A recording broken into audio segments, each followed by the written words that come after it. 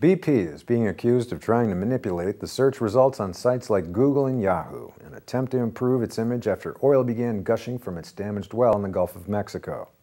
The company is purchasing terms such as oil spill, Deepwater Horizon, and Gulf of Mexico, so that when a user types these words into the search engines, the results prominently feature a sponsored link to BP's official page on its response to the geyser.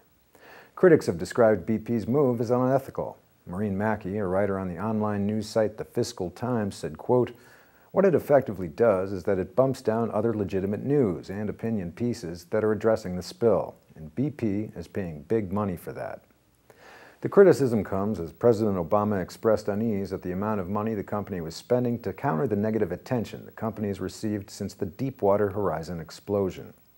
BP has confirmed that its digital teams, together with the company's marketing executives, are currently engaged in buying search terms. The firm has not revealed how much buying search terms such as oil slick has cost. Companies are charged per click, meaning the more people click on the advertisements, the more it will cost BP. The New York marketing analyst Scott Slayton, who specializes in search engines, has estimated that BP is paying search engines over $10,000 a day to own the top positions.